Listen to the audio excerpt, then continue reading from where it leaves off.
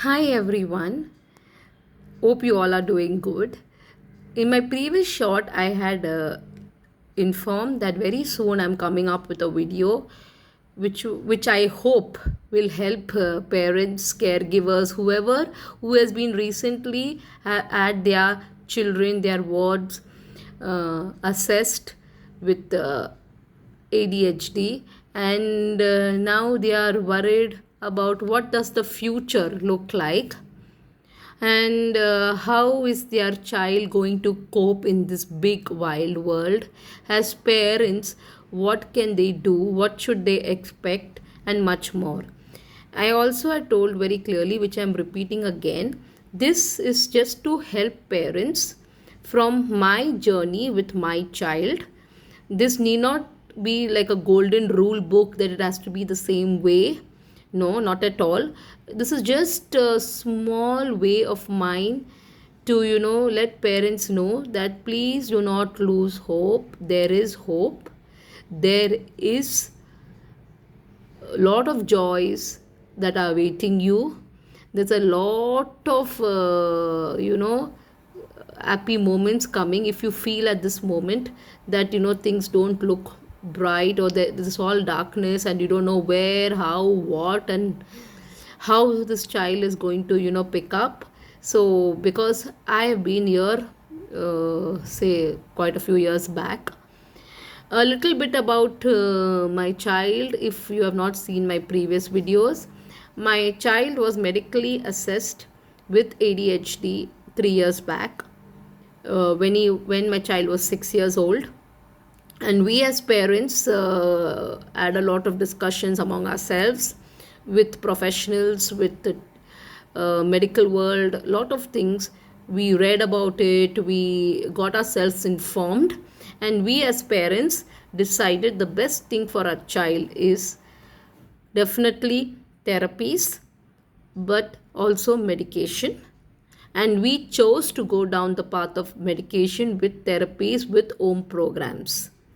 And at the moment, I'm a completely stay at home mom. So I do give a lot of my time to my child through home programs too. So coming back to exactly how was the journey before he was assessed with medically assessed with ADHD, and today how easy. So initially, we didn't know that he had ADHD, to be honest enough. But yes, when he was a 2 year old, 3 year old, we would see a lot of movement in him, like, all the time on the move. Unless it is an activity of his choice, like traveling, painting. By painting, I don't mean any kind of creative painting, just free painting. Or, traveling. He loves to travel. And TV time.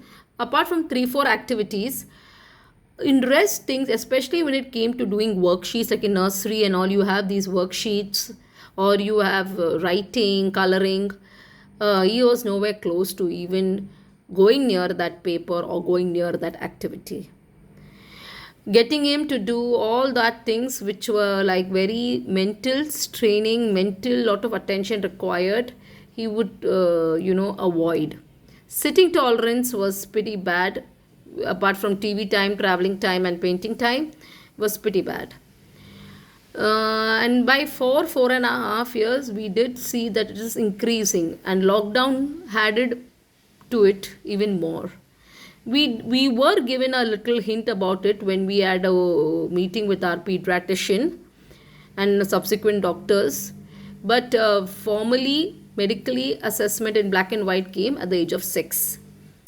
My child, and we were told when we read about it and all, there are areas that are going to be affected. Minimum is one. In my child's case, is writing and reading that was affected, to an extent where my child did not even catch a crayon till the age of 4. Post 4 years, at the first line, also a standing line that they say that they teach the child, independent standing line, came at the age of 4 years and 7 months.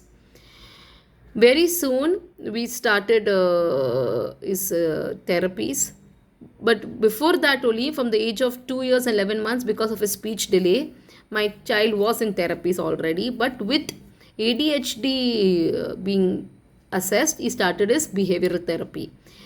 His sitting tolerance was very bad in terms of, as I told you, activities of not his interest, his sitting tolerance was next to zero. He was always on the move, always on the move.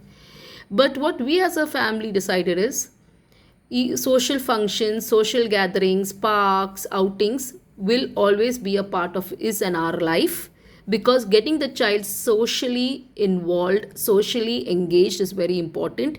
Even if that means that if we go for a social, say, function, a family gathering, even if it means that we as parents won't be able to sit and indulge in conversations with our family, it is fine, because he's on the move, we will be on the move, but we would expose him, we would get him involved with relations, family, friends, outings, everything. And that did play a very important role in getting him to, in this transformation process. He was already a socially very active person, but that hyperactivity of his was not allowing him to have a meaningful engagement of his actions, of his talks. But this did definitely help, though for us as parents it was physically very tiring, because we were always on that move. But it is all worth it. We have had our own shares of meltdowns and tears and anger and all that. That is absolutely fine, because as a parent of an ADHD child, I know mentally, emotionally, physically it can be so draining that it's very hard for a person who's not being hands on to understand our emotion burst. So it's okay if you're having an emotional outburst, it's absolutely fine. But what is not fine is you dwell on that. You need to come out, you need to accept that this all takes time, that hyperactive part, the sitting tolerance, whatever areas are affected, to pick up.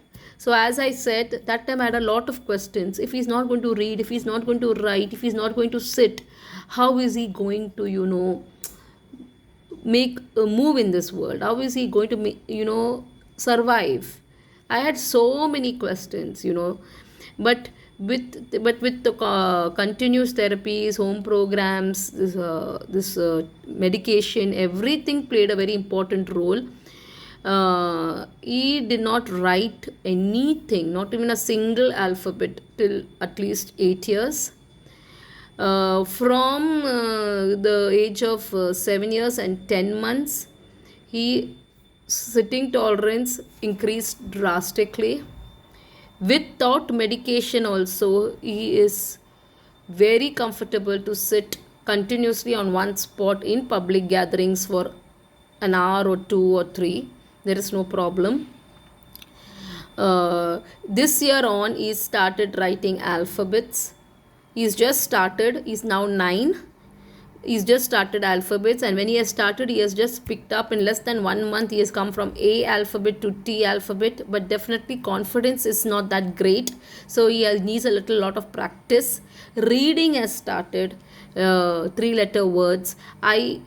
When you talk I don't look at, to be honest enough, I don't look, oh, 9-year-old kid is learning to write alphabets. No, you need to accept your child for who the child is. Allowing the child to bloom at his or her space is very important. That will come only once you accept the fact that the child is struggling with something. Everybody is struggling with something. You are struggling, I am struggling. But they are, because of their young age, because of their innocence, their struggles can be more. And once you start accepting that, then you do not look to see like, oh, at 9 years he's writing alphabets, which actually he should be writing at 5 years. No, don't ever compare the child with, no child should be ever compared with the other child, definitely. And when the child is already struggling, then in this case it becomes even more important that we don't look at others, we don't look at other kids, we appreciate him and we celebrate every letter that he writes as if it's the biggest achievement, and that is motivating him. And now in less than 1 month he is picked up from A to T. So we are slowly going into more alphabets. This all takes time. Okay, all your questions that you have, like the child is not sitting, so forget reading, writing, forget other activities. When will he sit? Will he ever sit? Of course, Of course. Therapies, home programs, consistency, taking help from medical professionals, taking help from the right people, getting yourself educated on ADHD, everything helps. Trust me, everything helps. This is there, but there is no magic pill over here that I'll pop a pill and my child is going to be fine, or I pop a pill, everything is going to be fine. No, it is a continuous, consistent journey. The initial first standard, especially first standard of my child, used to go on medication. So morning used to be beautiful. His sitting tolerance was mind blowing. His behaviors were amazing. But in the afternoon, when the medicine effect gave way, is all his comedy circus activities would start.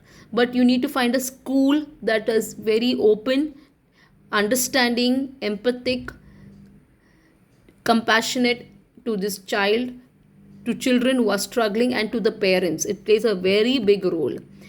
Luckily, by God's grace, I found such a school. The first standard, second half used to be a full laughter riot. But they accepted him, they gave him his space. Second standard saw a much bigger improvement. Third standard saw even more. So it's a slow, continuous progress in the child. But there'll be some, and there'll also be some times that I've observed, 1 2 months there'll be no hyperactiveness in the child, and suddenly in school, one the third month he'll do something. So here the trick is nib it in the bud. Please do not shout at these kids, they get very overwhelmed. No shouting, please, because the moment we shout, they get all. I've learned this from my own experience. Shouting makes them more overwhelmed, makes them more anxious. But that doesn't mean we don't need to correct them. They have to be firmly dealt with, and you have to nib any inappropriate behaviors in the bud. This is told to us. This is not like other children. We are not comparing here, but you should understand that suppose a child who's struggling with ADHD does an inappropriate behavior or says something inappropriate in public, and we don't correct the child there thinking, oh, it's a public area, oh, it's a school, oh, it's a wedding, oh, it's a this, and then we think, oh, we'll come back home and do it. Try to understand the child has moved on from that situation. So when you come back home after an hour, 2 hour, 3 hour, and you're trying to tell the child that, the child might not even able to place it. Why is the parent reacting so strongly? So this is all gained through therapist knowledge to us. Nothing has come to me from some magic wand. I've been speaking to therapists, doctors. There and then we take the child to the side and say, you need to apologize right away.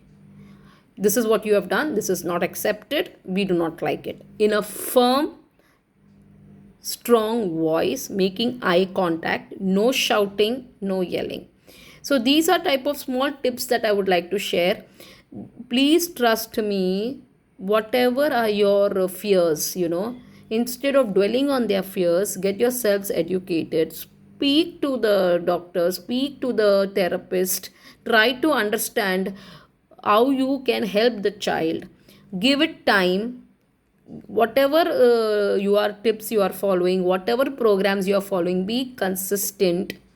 Even if it takes days, weeks, months, and in my case it took years to see alphabets from A to T, which a child should be writing at 4 and 5. My child is writing at 9, and I'm very proud of him because the journey of his and me and my family together, we know ourselves the struggles. So today each alphabet he writes is a big achievement. We celebrate it. Please appreciate them. Don't over appreciate them, but do not even under appreciate them. Appreciate it and encourage them to do the next activity. We are going at a very slow pace with him, and he is flourishing. We work on his strengths, and we try to improve his strengths. So please do not lose hope. This is my journey that I shared, and we are still progressing. We are still doing home programs. He is still in therapy, and we will still continue everything that we are doing for him because we know this is working for him. We know this is the best for our child, and we know that our consistency, our hard work will definitely pay off. I hope this has been beneficial to you all. In my next video, I'll be talking about his speech also. How his speech delay we worked through it and we achieved what we achieved, and how we are still working on it. Yeah, thank you.